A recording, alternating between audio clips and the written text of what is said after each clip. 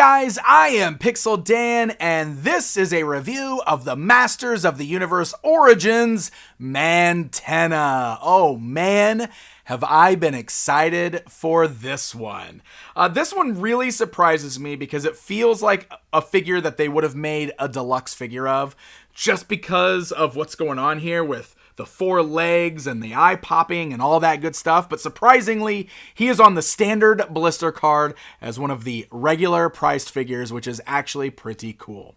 So he comes on that standard Origins blister card, which is inspired by the vintage toy line. However, he does have the 40th anniversary sticker up there in the corner since he comes out the year of the anniversary.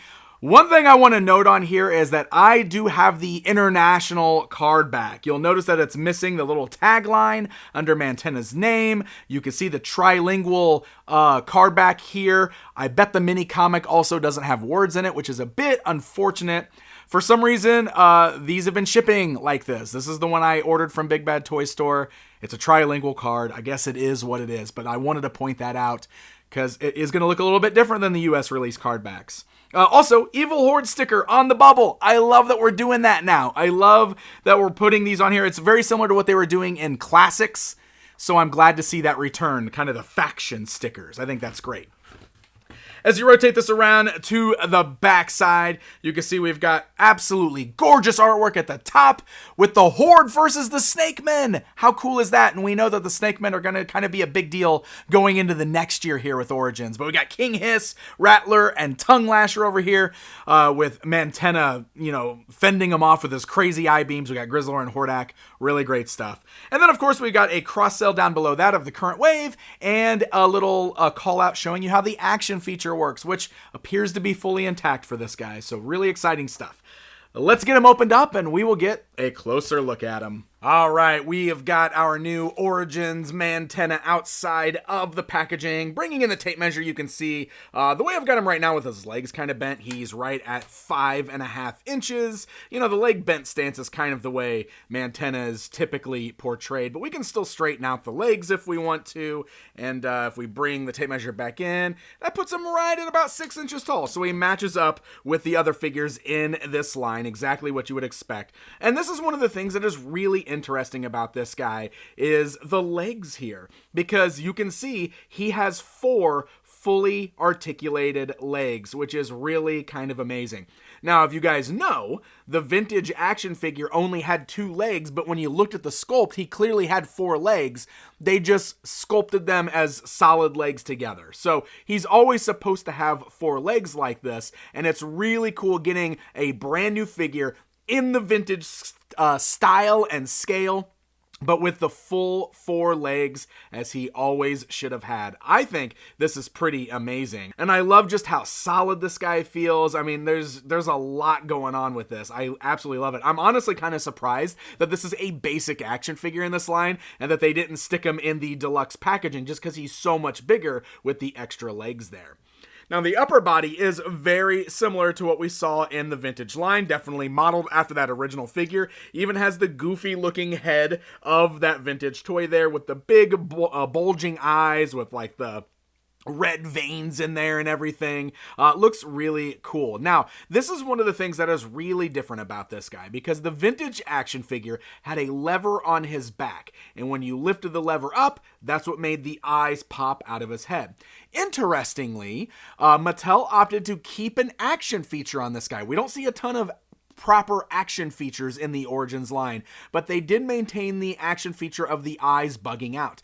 Since he has a removable head and a removable torso, as you can see, so you can still remove the torso from this new leg structure here, but you can still remove the head from an actual ball joint on the figure, just like all the other figures in this line. And I assume that since Mattel wanted to keep the articulation and the interchangeability intact, they worked the action feature fully into the head, meaning he has this lever sticking off the back of his head. So pressing that lever inward like this makes the eyes still pop out.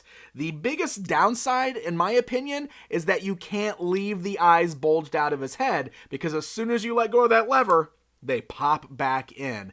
This is a bit of a departure from the way the vintage one was, because the lever on his back, you would just raise it, his eyes would pop out, and you can leave him posed like that if you wanted to. We do not have the option to leave this guy posed with his eyes sticking out of his head, because they always spring back inwards. So, I don't know. I guess I understand that why they did it this way. They worked it all into the head to retain the articulation, as I mentioned.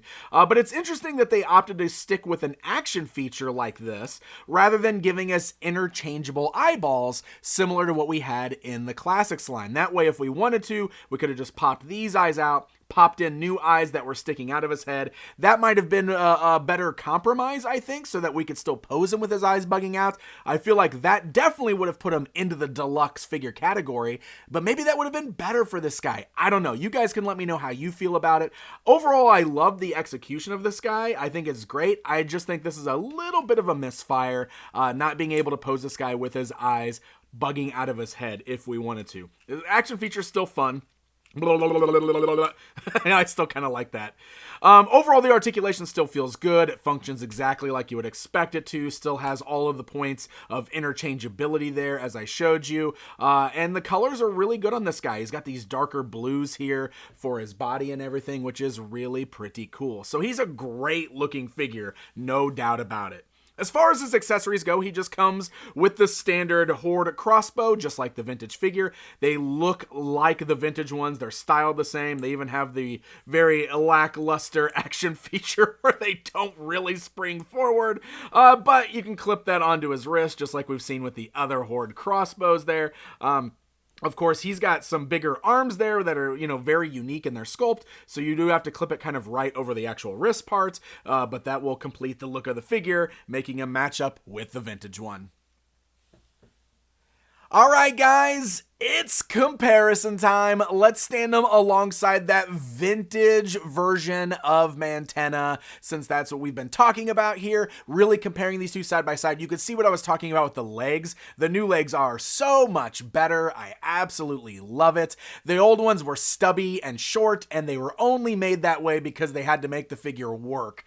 So that is definitely not like his intended look with the short, stubby legs. The new figure, much more accurate, so I think it's a great update. Again, only downside being the action feature itself. I feel like the vintage one worked a little bit better, but again, we have fully articulated movement in the head and the neck, so I get it. It's fine. There you go, my friends. That is a look at the brand new Origins Mantenna figure. I love this. I really do. I think this is an awesome looking figure. I love what they did with the legs there, giving us a vintage style Mantenna with the proper legs. Such a cool win. I'm just repeating myself at this point. He's a super fun figure. I really think you guys will like him. This is part of a wave that has already kind of probably come and gone at retail stores, but I bought mine through BigBadToyStore.com. Definitely worth checking there to see if you can still nab one for yourself. Thank you guys so very much for watching this video, and until next time.